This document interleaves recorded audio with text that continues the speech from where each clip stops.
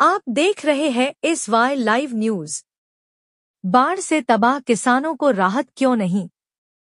इसी सवाल को लेकर ठाणे में उद्धव ठाकरे गुट का उग्र आंदोलन। शिव सैनिकों ने सरकार के खिलाफ लगाए तीखे नारे, मंत्री तुपाशी, शेतकरी उपाशी। पूरग्रस्त किसानों को फौरन मुआवजा, कर्जमाफी और मराठवाड़ा के छात्रों की फीस माफी की उठी मांग। पूर्व सांसद राजन विचारे ने ठाणे के एक मंत्री पर सीधा हमला बोला, कहा जो खुद को किसान कहते हैं वो हेलीकॉप्टर से दौरे करते हैं, खेतों तक पहुंचते ही नहीं। भ्रष्टाचार, पानी की किल्लत और सड़क बदहाल। विचारे ने कहा ये सरकार सिर्फ दिखावा कर रही है। ठाणे से यूसुफपुरी की रिपोर्ट। मराठवाड्यातील पूरग्रस्तांना मदतीकरता गेले शेतकरी असतील, त्या ठिकाणी आदरणीय आमचे पक्षप्रमुख उद्धव ठाकरे साहेब असतील आणि सर्व पदाधिकारी या ठिकाणी आज संपूर्ण महाराष्ट्रभर हे आंदोलन होते।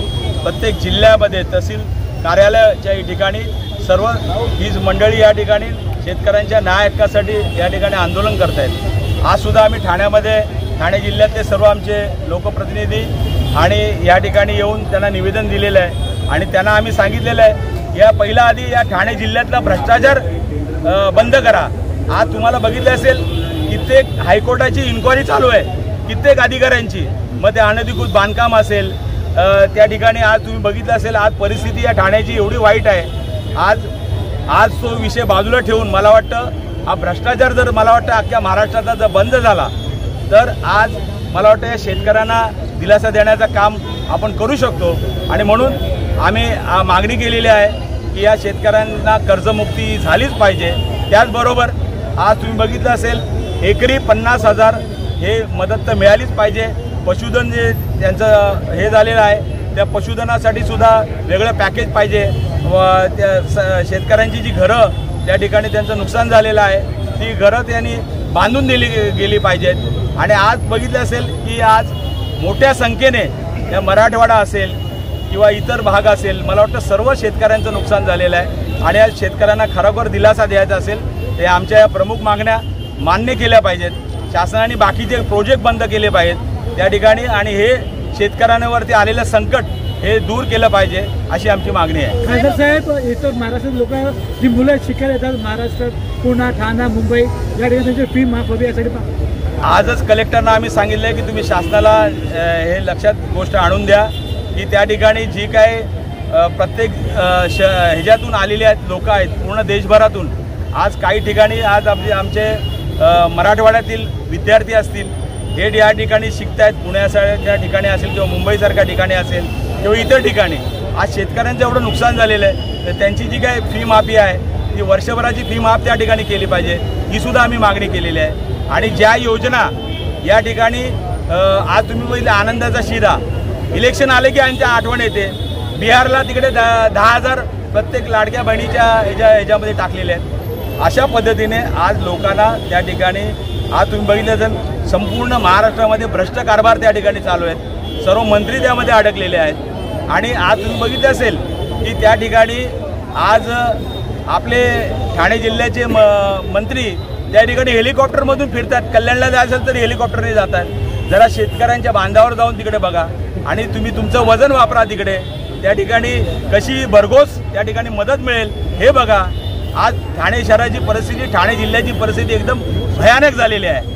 रस्त्यावरती खड्डे आहेत, पिण्याचं पाणी मिळू शकत नाही। आज संपूर्ण भ्रष्टाचार त्या ठिकाणी झालेले आहेत। ठाणे महापालिकेमध्ये एका अधिकाऱ्याला तिकडे लाच घेताना पकडलेला आहे आणि हायकोर्टाचे या ठिकाणी अनधिकृत बांधकामाच्या संदर्भामध्ये संबंध चौकशी या ठिकाणी अधिकाऱ्यांची चालू आहे। आज ठाण्यासारख्या ठिकाणी तक्रारदारांनी ठाण्यामध्ये तक्रार त्याची घेतली गेली नाही, परंतु मुंबईला अँटी करप्शन ब्युरोनी त्या ठिकाणी तक्रार दाखल करून मला वाटतं मुंबईने त्या ठिकाणी ॲक्शन घेतलेली आहे। अशा पद्धतीने हा भ्रष्ट कारभार आहे आणि मला वाटतं शेतकऱ्यांच्या या ह्याच्याशी त्यांनी खेळू नये। आज येणारी दिवाळी आहे, त्यांच्याकडे पिण्याचं पाणी नाही आहे आणि अशा परिस्थितीमध्ये सरकारने त्या अंत पाहू नये। ज्या काय आम्ही मागण्या केलेल्या आहेत आदरणीय पक्षप्रमुख उद्धव ठाकरे साहेबांनी आणि शिवसेना पक्षाने त्या मला वाटतं त्यांनी मान्य कराव्यात। यासाठी आजचं हे आंदोलन आहे। पुढचा पाऊल कसं असणार आहे, कसं असणार? आम्ही आता ह्याच्यापुढे रस्त्यावरती असणार आहे। आमची आंदोलनं सर्व ह्याच्यापुढे रस्त्यावरती होणार आहेत। आज तुम्ही बघितलं असेल